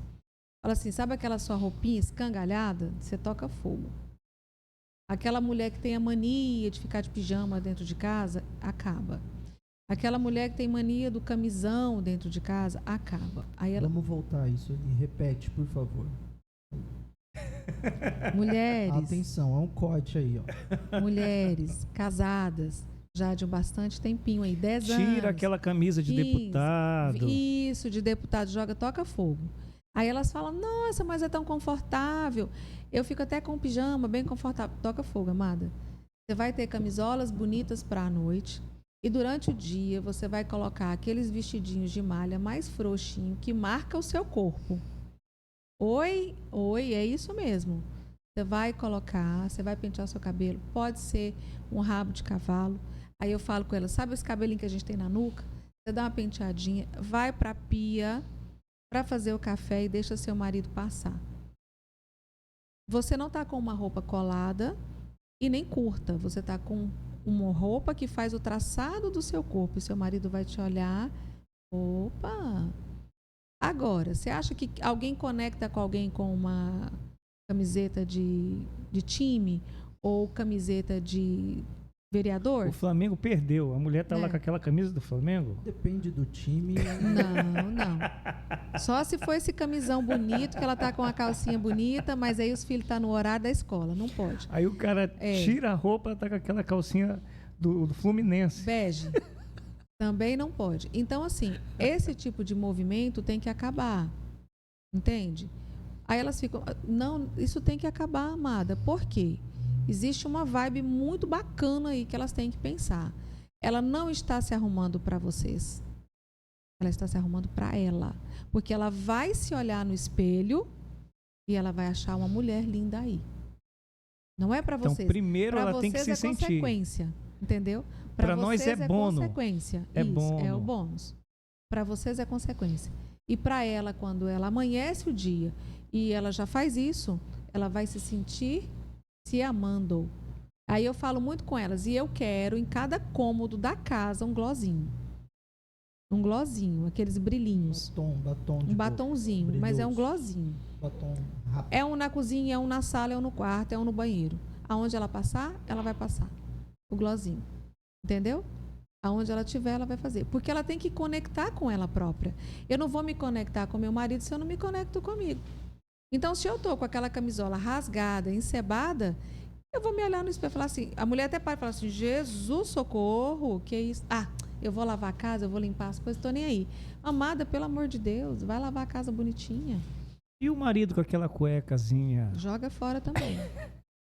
Aquela, né? Os maridos barrigudinho também, Bastante vamos correr, isso. vamos fazer uma dieta, Tomar uma né? deca Qualidade de vida, Repete aí saúde. para algumas pessoas aqui, repete. tomar um Para o marido Durafeston, também, né? Atividade física, uma dieta, Tadala, educação alimentar, né? Os produtinhos. E correr. básicos. É, mas é isso. Isso, no módulo da terapia de casal, a gente trabalha. Essa mulher, se olhar para ela, né, ela se vê como uma nova conexão. E eu não me conecto com esse tipo de roupa. Eu não me conecto com nada com esse. Eu tá me sentindo já assim, entendeu? Ah, mas é tão gostoso estar em casa. Não, amada, não é gostoso, não, é horrível. Seu marido, quando chega, ele olha para você e fala assim. Ele pensa, né? Porque ele não é louco de falar. E tem marido que fala. Sim. Eu. Entendeu? Tem marido que fala. Que ele olha assim e fala assim, Jesus. Ele fala assim, tá bonitinho, meu bem. Você não tinha outra roupinha, não. Entende? Mas é aquilo que a gente está no início falando. O casal ele tem que ir se observando, ele tem que, às vezes, é necessário falar, Sim. né? Lógico, Sim. no momento certo, Sim. chamar, Sim. poxa, já você está assim. E a gente tem que também aprender a ouvir, Sim. né? Porque quando o esposo ou a esposa está dando os sinais, a gente tem que observar os sinais. Sim. Então, para que o casamento não... Você falou, é que às vezes são nos detalhes... É, o casamento ele é tão punk, é tão cansativo em alguns momentos para algumas pessoas, porque ele tem o peso que você coloca. Tudo só tem o peso que você coloca. Então, por exemplo, recentemente eu atendi uma pessoa, ela falou assim comigo, Sueli, por que que ele entra em casa e ele tira a bota, senta no sofá e se acha o rei? Ah, eu vou lá e pego o neném, boto no colo dele e falo assim, pega que é seu filho, porque eu não consegui fazer nada, eu não consegui nem tomar um banho. Aí eu, amada, você tá errada? O quê? Não. É sério que você vai defender os homens? Eu falei, não, não vou defender os homens, eu vou defender o contexto. Então, veja bem. Ao mesmo tempo que eu tenho uma mulher sobrecarregada, cansada em casa, eu também tenho um homem que chega cansado, sobrecarregado em casa. Então, vamos pensar. Você, na sua vida, lavou, passou, cozinhou, cuidou de menino e tal, beleza. Levou para a escola e tal, tá. Mas você pode ter seus momentos de pausa e você não tem um chefe te xingando. O homem foi para o trabalho. Ele tem meta, produtividade, porque a organização vive disso. Aí ele pode ter um gerente mais assedioso, ele pode ter um cara cobrando incisivamente, um coordenador, um supervisor. Fora o maquinário, depende de onde ele está.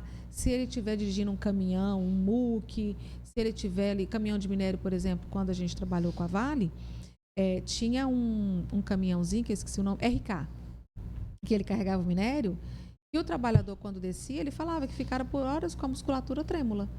Então, eu falo com ela, você tem que deixar o seu marido entrar em casa, aí ele pode entrar de bota em casa, amada? Não, sujar meu piso, mas você pede com gentileza, ou você já educou ele com o chinelinho dele na porta, ou ele tem que ficar descalço?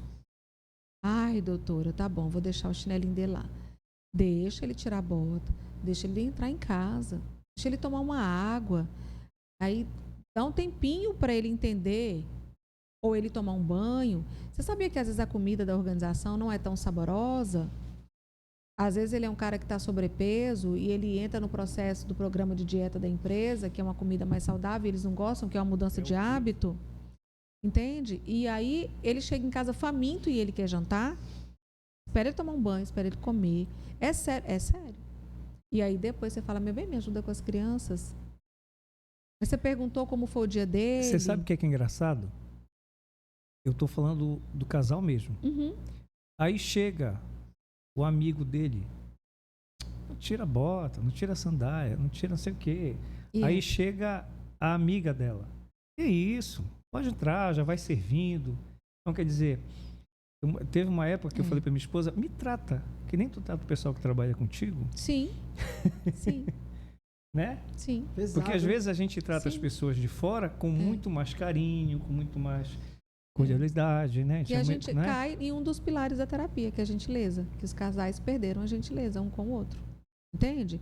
Então, assim, eu falo com ela. E quando ela resolveu se permitir Ela virou para mim nos meses seguintes e falou assim, Sueli, era tão simples. Hoje eu tenho um homem mais participativo e quando eu parei, Sueli, para perceber, eu sou muito chata. Falei, amada, mas vamos diminuir a chatice. É com calma. Ninguém está aqui para te julgar. E quando ela percebeu que o pai não vai dar banho no filho como você dá banho. O pai não vai preparar e dar mamadeira como você dá, porque você é única e você está ali no sistema o tempo todo. Ele não está, ele está desconectado daquilo. Então você tem que ter leveza para ensinar ou leveza para aceitar o jeito que ele faz. Entendeu? Eu lembro assim, o meu esposo foi ele quem mexeu com a rotina do sono dos nossos 3 filhos. Eu amamentava ou a mamadeira, ele punha para rotar e ele colocava as crianças para dormir. Tanto que eu falo muito assim que a Sara, a nossa menininha, ele condicionou ela a dormir no berço com 6 meses, sozinha no quarto dela. Ele ficava em pé, batia a mãozinha no bumbum, falava, dorme, dorme. Aí eu passava, aí ele fazia assim para mim, tipo assim, vai descansar, você já passou o dia aqui, vai. E ele Isso conseguiu. É parceria, né? Isso é parceria. Só que para essa parceria ser feita, houve um respeito meu com ele antes. Entendeu? Houve eu entender que eu tinha que respeitar o jeito dele fazer. Então, quando eu passava na porta, eu ficava preocupada. Gente, ele vai ter que trabalhar. Entendeu? E aí eu passava, ele, tá tudo bem, mãe, eu levanto. Amanhã cedo eu levanto. Porque é uma parceria. Só que o que acontece? A maioria das mulheres, pelo cansaço, são implacáveis. E aí elas vão para esse homem implacável. E elas não respeitam o jeito deles fazerem, o momento deles fazerem e o que eles querem fazer. E aí é onde a coisa fica complicada. Onde a coisa fica muito complicada. Entende? Tenho 2 perguntas aqui que foram feitas no Instagram. Lá no vosso Instagram.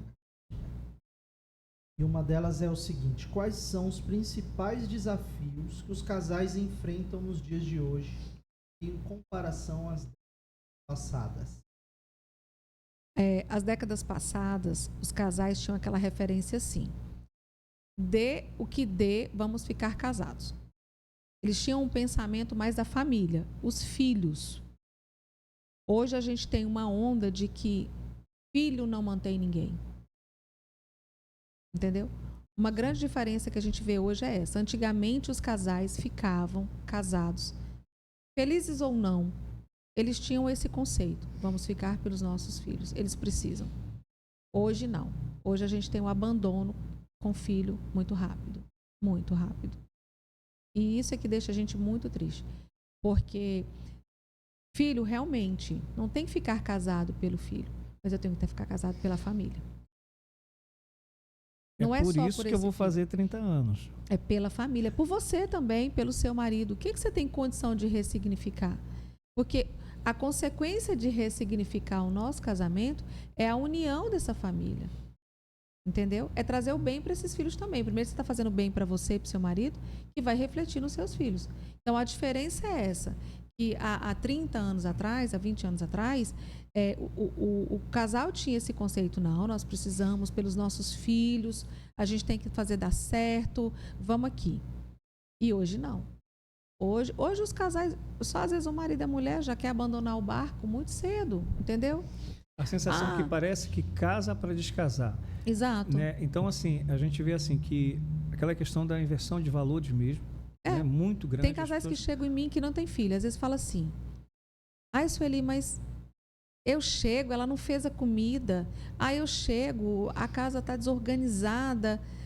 Aí na outra sessão, eu peguei a minha mochila e fui para minha mãe. Oi? Como assim? Ei, peguei a minha esposa e devolvi. Levei para o pai dela. Oi? Como assim? E ele aceitou? O pai? Sabe? Como assim? Né? Aí, tadinho, o pai aceitou. Mas eu falei, você tem que dizer para esse homem devolução, que você não é objeto. Manda recado para ele aí que ele vai te assistir. Viu? Eu não aceito devolução. Mas isso está acontecendo. A pessoa devolvendo como se a mulher é um objeto. Então, peraí. Só que esse cara, para ser um bom homem ou não, um bom marido ou não, ele deu sinal. A gente que naquele momento, paixão, não percebeu. Olha, eu vou te contar uma história aqui. Espero que sirva de exemplo para algumas pessoas que, principalmente para quem é pai de menina, Principalmente, eu não estou abrindo mão que os meninos também não sejam da mesma forma. Mas aqui na minha casa, sempre foi assim. A minha filha queria namorar, traz o menino aqui, traz a mãe, traz o pai. Sim, tá correto. Eu sou a moda antiga. Sim, sim. Então eu quero conhecer o pai, quero conhecer a mãe, quero conhecer a família. A gente precisa se conhecer. Porque aí a gente vai fazer aqui como se fosse um contrato, Sim. né? De a gente caminhar junto a família, né? Para dar responsabilidade. Porque eu digo que eu não criei filha para namorar, eu criei filha para casar e constituir uma família. E a gente precisa desses conceitos. Hoje a gente está banalizando o sexo, hoje a gente está banalizando o toque ao próprio corpo, né? Como que eu deixo tocar o meu corpo, quem deixa, a hora que deixa, a idade que deixa. Mas a gente tem também uma sociedade que ela tem desassistido os filhos. Sim. E isso é muito sério dentro da terapia familiar. Então, eu falo muito com as pessoas que eu atendo, por exemplo, o filho tem 8 anos, 9 anos. Filho, vai fazer a tarefa. Aí ele pega o livro e vai para a mesa. Fez a tarefa, filho? Fiz, mamãe. Como assim, mãe? Você não sentou com seu filho, você não olhou para ver se a caligrafia tá legal, a ortografia, os erros de português, a matemática, o raciocínio abstrato que precisa para matemática. Não. Ele falou que fez. Mãezinha. Aí o filho tem 10 anos a mesma coisa, 12 anos a mesma coisa. Mãe. Cria conexão, né? Mas já tem 10 anos, Sueli. Até Amada, que idade não. que é, Sueli, em média, assim, para criar um vínculo com a criança, geralmente? Até entrar essa fase da adolescência. 10, 12 anos depois, Acabou. O que foi feito, foi feito. Até os 12 anos. Então isso aí é muito importante, né? Para um alerta para os pais aí que hoje em dia... Essa questão do respeitar o outro, não matar, não roubar, esses valores éticos, morais, normativos, não entrar em frias, ele vai até essa fase. Aí, a partir de 12 anos, a gente tem a mudança hormonal, né? Eles começam a produzir outros hormônios. Aí vem uma outra mudança que tem a ver com o caráter formal da sociedade. Dos grupinhos, entrar em subgrupos, aí vem os valores em si. Mas ele vai colocar sempre aquele conceito de que a gente põe quando é criança. É bom para você? O que seu pai pensaria se você fosse nessa onda? Esses dias atrás eu recebi que foi o último adolescente que eu peguei. Ele veio porque eles foram fazer um trabalho na casa de um colega e eles batizaram a coca. Eles colocaram vodka na coca. A mãe dessa pessoa, né, que o trabalho foi na casa dela, começou a perceber a galerinha de 14 anos. O nome dessa pessoa é Gabriel? Não. Então tá bom. Não. Até mesmo porque ela não pode citar nome. Não pode. Ética. Aí essa pessoa, né, ficou em crise, porque ela começou a perceber eles rindo demais, muito felizes, e Coca-Cola. Ela resolveu cheirar o copo. Pensou, Salomão? Salomão já fez isso quando era pequeno. Nossa, Salomão. Não. Só isso não. E aí ela começou a cheirar o copo, né? E assim, ela chamou os pais de todo mundo e tal. Então, essa fase entra uma outra mudança social, comportamental, né? Que é de se encaixar em grupo. Aquele negócio que a gente estava fazendo um comentário mais cedo também, é aquela questão, né? A palavra convence, mas o exemplo arrasta. Exato. E pais que não observam os filhos, por exemplo, eu aqui em casa com a minha esposa, a gente sempre observou muito as meninas. Sim. Qualquer mudança de atitude, a gente começava a ter alguma coisa errada aí. Tem errado. Então, tinha um sinal e a gente observava e começava a ir para cima. Teve momentos de eu ter que levar elas na escola já grande, elas ficavam me odiando. Aconteceu uma vez uma situação na escola e por causa disso elas não namoravam com ninguém, porque é filha do Salomão, não quero nem papo. O meu filho, esse ano, ele tem 13 anos, ele vira para mim e fala assim, por que eu não posso ir para a escola de bicicleta? Os meus amigos todos vão. Eu falei, meu filho, você não vai de bicicleta, primeiro porque aqui é perigoso, por mais que é pequeno, é perigoso, o trânsito é desordenado e a mamãe trabalha na quadra seguinte. Então, eu vou levar você para a escola e vou para o meu trabalho. E acabou a conversa. Mas eu tenho uma bicicleta, Você não vai. Exercer autoridade, né? Você não vai. Eu não vou nunca. Talvez não. Enquanto eu trabalhar nessa empresa que é uma quadra do colégio, já é o meu caminho, eu vou levar vocês e vou buscar. E acabou. Então, tá bom, mãe. Tá bom, aquele assim, tá bom, mãe. É isso mesmo. E vou levar. Ah, mas os meus amigos. Eu falei assim, você não é os seus amigos, meu filho. A realidade da sua vida é uma, dos seus amigos é outra. E assim acontece a vida. Isso aí é muito importante que você falou, porque eu estou vivendo isso agora, mais cedo, né? Meu filho vai fazer 7. Eu abdiquei da minha carreira, de uma parte dela, de um tempo dela, para poder justamente criar essa conexão com ele. Uhum. Porque eu sei que nesse momento, que é o crucial, né? Até os 10 anos Sim. aí, Sim. e vai ser lembrado pro resto da vida. Vai. Porque você não São vê as ninguém memórias fazendo afetivas. isso hoje, né? A maioria dessa geração nova Uhum. está sendo criada por terceiros. Sim. E a gente não sabe o reflexo que isso vai causar lá na frente. Sim. Então eu acredito muito nisso. Sim. Esse vínculo, essa conexão, ela se estenda, independente se é com o pai ou com a mãe, ou com os dois podem, né? Tem essa probabilidade de poder ter esse tempo a mais, né? Sim. Eu acho fundamental hoje em dia a gente está acompanhando de perto, principalmente nas questões de jogos, vídeos, que a gente às vezes não dá muita importância. Já está com as meninas grandes, mas hoje tudo que está de conteúdo livre, ele Não é é um bom. conteúdo pesado para até 10, 12 anos. Já. Está lá livre. Livre, é. E aí passa Inclusive dentro do despercebido YouTube, né? A isso, gente não Sim. consegue bloquear tudo, apenas o que é ilícito, que é para maiores de 18 anos. Mas tem muito conteúdo que fala que é 12, 13 anos que é péssimo. Até os próprios jogos, né? Os jogos têm classificação livre e aí eles não conseguem. Na verdade, eles conseguem baixar no celular, né? A maioria tem celular. Sim. Até, se você prestar atenção, até programa infantil de atores famosos aí. Quando você vai realmente assistir, não tem didática, não tem pedagogia, não tem estrutura, né? Para estar lidando. Um negócio pensado, né? Elaborado para criança. É uma coisa. E você não consegue cancelar. Um alerta para os pais. Para os pais, né? Exato. Assim, o que a gente percebe na pandemia? Principalmente com as crianças, com os menores, entre 2 até mais ou menos 8 anos. Os pais entregaram na pandemia a história da gente ter que dar um celular para a criança para fazer aula online. Ou dar um tablet ou um computador. E depois, isso foi feito apenas para a aula. Como os pais perceberam que a criança ficava muito paradinha naquilo ali, foi além. Então, a gente tem hoje uma geração adoecida pelo eletrônico. Isso é fato. Fato.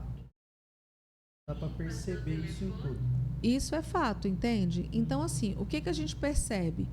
Que essa geração, ela não sabe jogar bola, não sabe soltar uma pipa, ela não sabe se comunicar, ela não vai para os jogos de tabuleiro. Por quê? Me fala. Porque o celular é para isso. Porque os pais não estão fazendo mais. Não estão fazendo. E quando a gente fala com o pai que ele precisa desse tempo de qualidade, entendeu? Então, o pai, por exemplo, sexta-feira, vai fazer uma carnezinha para os filhos, vai brincar de adedônia, de forca, vai bater papo com os filhos, ele olha para você e tipo, tá. É o tempo de qualidade. É nesse tempo que você consegue tirar do seu filho se ele está gostando de alguém, como é que está a vida dele, o que ele quer, o que ele deixou de querer. Você percebe? Os pais não querem também esse momento de qualidade. É mais prático, né? Eles não querem esse momento de qualidade. Não querem. Deixar o celular, né? Ou qualquer conteúdo assim, Sim, como se fosse um escape. Sim. Esse tempo de qualidade eles não querem. Você falar com o pai assim, entre eles sair para tomar uma cervejinha, vai jogar bola, leva seu filho. Ele não quer. Você falar com o pai, compra aqueles jogos de tabuleiro, tem o Banco Imobiliário, tem o War, né? Eles amam, que dá uma briga boa na família. Jogar um baralhinho, jogar um dominó, o xadrez, que faz cognições bem bacanas na cabeça da criança, que é estratégia. Não. Eles falam assim, eu comprei. Sim, pai, você comprou, mas quem jogou com ele? Isso pais no consultório. Ou seja, não parte da parte principal que é o tempo de qualidade com o filho, entendeu? Então, às vezes eu falo assim, pai, você está cansado? Deita na cama com seu filho, vai ler uma história com ele. Mesmo que você cansado, durma, a energia é tão boa que seu filho vai olhar para você que você dormiu com o livro na barriga e ele vai sorrir, vai brincar. Vai amar. Mas o tempo de qualidade foi esse. Os 5 minutos que você levou para dormir, tentando ler, e mãe, vem cá ver, meu pai dormiu e tal, e o seu filho vai rir. Mas ele vai entender que você tentou. Mas você nem tentou, então você vai guardar o que na memória dessa criança? Não vai guardar. Isso entra em alguma... Não que não exista, mas o amor, assim, de um pai com filho vai lá contigo, assim, numa situação desse caso. E os pais não têm interesse em fazer as coisas com os filhos. O que leva aí a acontecer, para chegar nesse ponto? Já que o filho é uma parte da gente, né? Um pedaço de... E a gente deveria, né? Nós que fizemos, nós que assumimos os riscos. Quando o pai não faz isso, que você está me perguntando, Isso. é porque tudo tem a ver com as raízes dele. Vamos supor que ele foi um filho que não teve isso. Tudo, como a gente falou, né? Tudo tem um porquê. Tem um porquê. É porque geralmente esse filho hoje não tem do pai, porque o pai não teve do pai dele. Entende? Então ele não consegue dar o que ele não tem. É o que a gente chama de ressignificar. Aí você vai falar assim, não é porque você não teve que você não tem condições de mudar o quadro, mudar o contexto. Evoluir, né? De evoluir. Que aí a gente chama que é a ressignificação do meu trauma. Então, se eu tenho um pai que me batia muito, um pai que me violentava muito com palavras, um pai que me exigia muito, isso me gerava dor. Eu estou com uma tendência de fazer a mesma coisa com meu filho.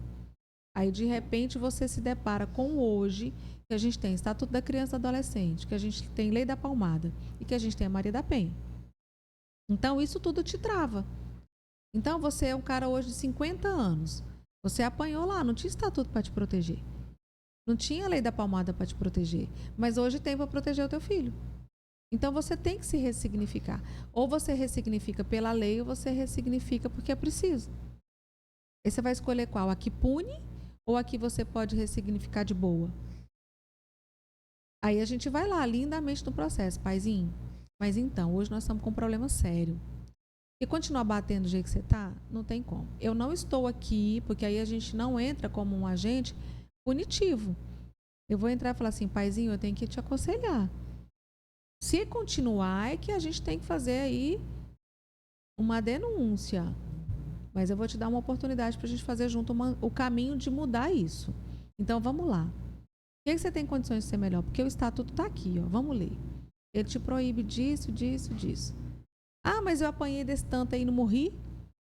Você não morreu, mas você está cheio de trauma. E você está despencando no seu filho a raiva que você tem. Essa criança guardada aí dentro que apanhou muito, está descontando agora no filho. Então, vamos melhorar isso aí? Vamos mudar? É pesado, hein? É, porque parece que é hora da forra, né? Eu apanhei pra caramba, agora é hora da minha forra. Isso acontece muito, entendeu? Então, ele vem trazendo esse trauma lá da base. E aí a gente tem que fazer toda uma reflexão sobre isso. Uma mudança sobre isso. Mas, assim, a maioria dos pais consegue ressignificar. E aí, dado um tempo, 2, 3 meses depois, ele volta falando assim, nossa, Sueli, que paz que a gente está agora. Ele agora está entendendo melhor o processo. Eu falo, pai, ele está entendendo o processo porque você mudou. Aí que entra a importância da terapia, né? Exato. Aí a gente fala, pai, ele está entendendo o processo porque você mudou. Não foi seu filho que mudou, quem mudou foi você. Por isso que a gente fala terapia familiar e casal. Porque, às vezes, a família está tão desestruturada que todo mundo tem que entrar em terapia. Guilherme, eu acho que a gente aprendeu muita coisa sobre casal. A gente aprendeu como criar filhos melhores, como criar uma geração mais forte. Aqui foi quebrado um tabu, porque eu tinha um problema sério com relação a essa área da psicologia. Eu achava que psicólogo só tratava gente maluca, doida, né? E a gente sabe que não é bem assim. Né? Que são pessoas normais, que têm uma família normal, precisa de terapia, precisa melhorar. Com certeza. Né? Sempre a gente pode mudar, né? A gente pode crescer. E às vezes a gente precisa de alguém que estudou, que é especialista na área, que vai nos dar um norte, uma direção diferente, vai trazer com que a gente tenha um convívio melhor com a família, com os amigos, né? Relacionamentos no trabalho. Sim. Então, a gente precisa muito disso. Isso é fato. Então, eu quero agradecer, assim, demais a sua presença aqui. Né? Tu veio, assim, enricar, né, o nosso podcast, o nosso programa. Parabéns por você estar aqui. Eu que agradeço. Tá? Que Deus abençoe a tua vida tremendamente e que as pessoas venham entender que a terapia faz bem. Sim. E muito. Sim. Queria até pedir para ti, Sueli, olhar para aquela câmera de K2. Deixa um recado pro pessoal aí, chamando para terapia quem ainda não teve o prazer de fazer. Eu fiz quando estava em Belém, para a área de gestão, principalmente, que o cara, quando está numa organização, é pesado. E a importância da terapia, olha ali para 2. E eu quero falar que eu preciso, viu? Com certeza, Hoje já não eu preciso. E não é pouco. Bom, eu acho que a estratégia da terapia de casal, ela é mesmo restaurar os casamentos, entendeu? E a psicologia, ela vem com essa proposta de você viver o extraordinário, viver o perfeito todos os dias dentro da sua escolha, que é o seu casamento. Então, o que a gente entende? Que o perfeito, ele vem em seguidas frustrações, em seguidas tentativas e erros. E o casamento, ele é isso. Mas é uma escolha tão linda quando você entende que você escolheu o amor da sua vida, quando desse amor você teve os filhos e a sua família merece viver o melhor. Então, eu acho assim, a terapia, ela vem para te propor o acolhimento, novas respostas, novos paradigmas, para que você viva o melhor possível que tem para viver. Legal. Aproveita e dá aí teu endereço no Instagram.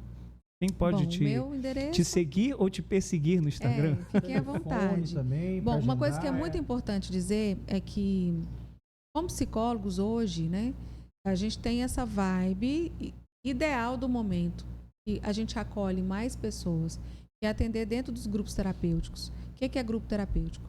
É a gente ter X pessoas dentro de determinado trauma. Então, por exemplo, eu tenho um grupo terapêutico que ele chama Mulher Imbatível. Esse grupo terapêutico eu acolho geralmente entre 10 e 20 mulheres dentro do grupo. Não dá para ser mais, porque eu não consigo cuidar de todas. Então, o Mulher Imbatível, o que ele é? Ele é um grupo de mulheres que têm suas dores dentro do casamento. Né? Mulheres que foram traídas, mulheres que foram ceifadas de trabalhar, mulheres que estão com autoconhecimento irreconhecido, né? E aí o Mulher Imbatível, ele tem o nome imbatível por quê?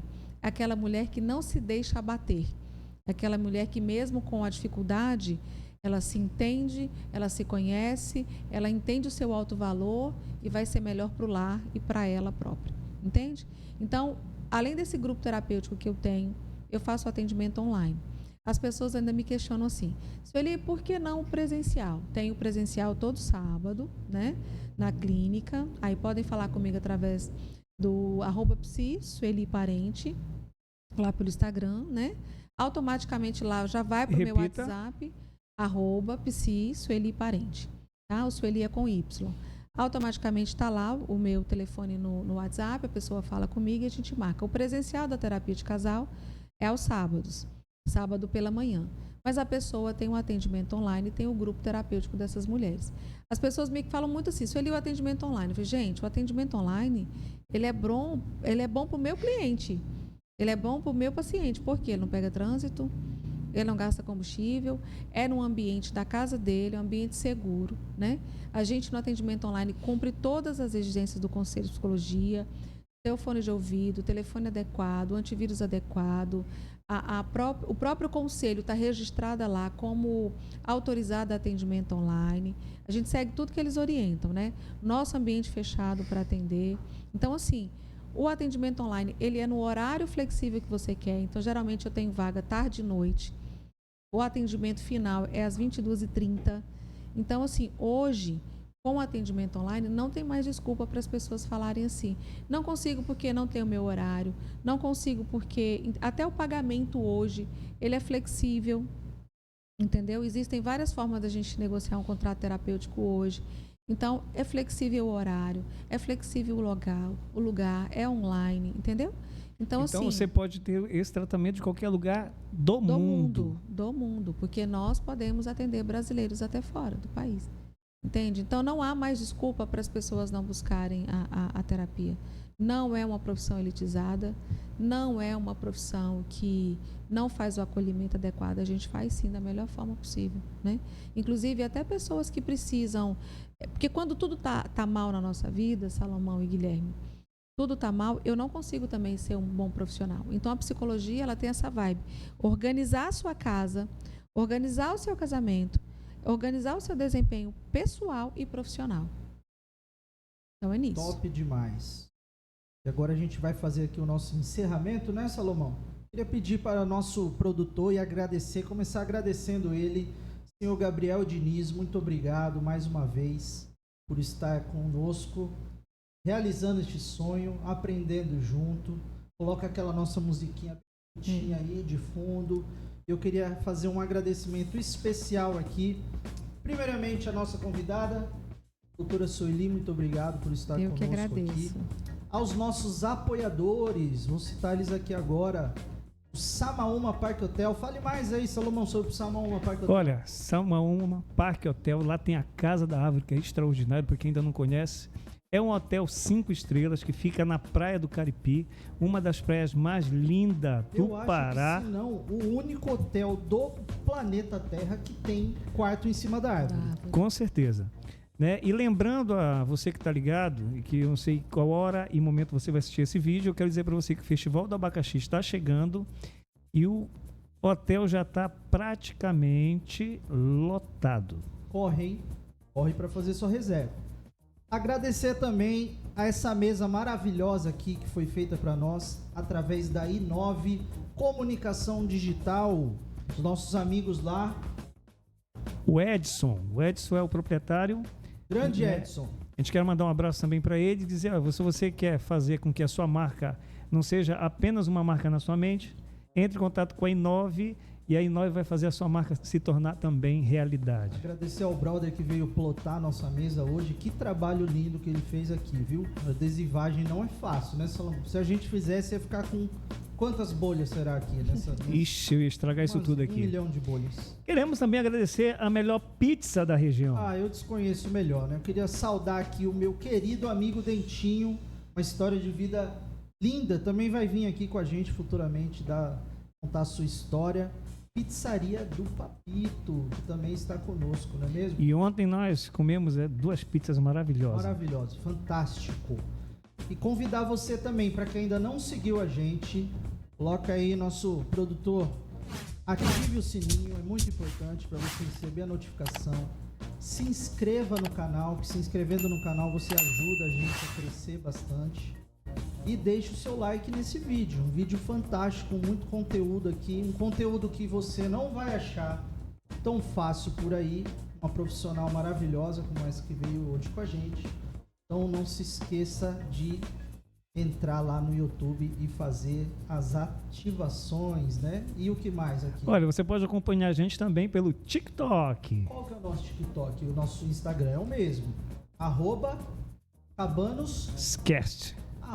@cabanoscast. Você pode entrar lá no nosso TikTok, no nosso Instagram e também adicionar lá e acompanhar. A gente vai colocar os cortes no Instagram e no TikTok. Então, nossa produção já está trabalhando através da inteligência artificial. Um cara altamente... Esse Gabriel Diniz maravilhoso. Já está trabalhando para que os nossos cortes estejam em breve disponíveis. Esse vídeo a gente está gravando hoje aqui. O primeiro dos nossos episódios serão primeiramente gravados para que a gente possa trazer o melhor de conteúdo para você com a qualidade necessária, né? A gente sabe que aqui na nossa região a gente tem alguns probleminhas ainda com internet e energia, né? Então a gente está fazendo o começo aqui com segurança. E é isso aí. Convidamos você para estar com a gente nos próximos episódios. Tem agenda também, né? Você já, tá com a agenda olha aí, só. Né? No dia 25, na próxima sexta-feira, às 19 horas, nós vamos estar aqui com o vereador Carlinhos Negão. Ele é um dos vereadores mais bonitos da nossa Assembleia de Vereadores da nossa cidade. Pensa num cara bonito. Nós É estaremos verdade. também em programa gravado, né? Programa gravado, próxima sexta-feira a gente vai estar gravando também e disponibilizando no YouTube no dia seguinte para você nos acompanhar. E é isso. Fica aqui o nosso muito obrigado a você que nos acompanhou. A doutora Sueli pela presença ilustre aqui. Venha quando quiser, venha mais vezes. Vou deixar, eu volto. A casa é A sua. casa é sua. Lembrando também que todos os nossos links dos nossos apoios, né, dos apoiadores, os nossos convidados estarão na descrição do vídeo. Para você que não conseguiu aí acompanhar a tempo, nós estaremos colocando na descrição do nosso vídeo os links, né, do Instagram, contato de telefone, tudo de toda a galera que passou por aqui. Mais uma vez, você pode fazer a sua consideração final? Aí, claro, né? Bom, eu só tenho a agradecer, né? Porque eu acho que é muito importante nesse momento que nós vivemos pós-pandêmico, onde a gente tem uma população tão fragilizada, né? Por mortes, a depressão, o autismo, que vem aí também, que a gente não pode deixar de falar do autismo, que eu falei que eu ia falar e depois eu esqueci de falar, né, gente, do autismo. E hoje a gente tem também casais separando, mulheres cansadas, crianças autistas. E aí eu queria deixar o espaço também para a gente falar que é um momento muito difícil dos casais, onde eles não estão se conectando da maneira que precisava, né? E eu fico feliz com o espaço de vocês terem aberto o Cabanos Cast, né? Pensando na família, pensando no bem da sociedade, porque sociedade não existe sem família, né? Eu acho que a base da vida, a base da sociedade são as famílias. E eu fiquei muito feliz de ter sido convidada, eu agradeço, né, o Gabriel, por ter feito esse convite, foi muito importante. Me senti muito feliz, assim, com o coração da minha missão, né? Que quando eu escolhi a psicologia, foi uma missão de vida, uma missão de cuidar de pessoas, de acolher pessoas. E hoje, em toda a minha pasta, mães autistas, mulheres donas de casa, mulheres fragilizadas, casais sendo ceifados. E a ideia não é essa. A ideia é a gente resgatar essas famílias. Então, assim, eu fico muito feliz, agradeço de coração, né? Espero voltar em outro momento para a gente falar de outras demandas, né? Que tem da sociedade, que a psicologia está aí atuante, principalmente na questão da violência em si contra a mulher, que a gente tem aí o feminicídio com percentil altíssimo, né? E a gente precisa muito falar sobre isso e acordar a sociedade, acordar a mulher, que ela precisa dizer não para essa violência, né? Então eu fico muito feliz de vocês terem me convidado para esse momento. Muita gratidão. Quem fica feliz somos nós. Então, mais uma vez, muito obrigado, Sueli Parente, por você estar aqui conosco. Que Deus, mais uma vez, te abençoe. Amém. Gente, é isso aí. Ficamos por aqui no nosso primeiro episódio. Que vocês tenham gostado. Acompanhe a gente, né, meu amigo? É isso aí, encerramos mais um Cabanos Cast, episódio 1. Muito sucesso para todos nós, que Deus abençoe a todos os nós. Em nome do Pai, do Filho e do Espírito Santo. Amém. Amém. Amém.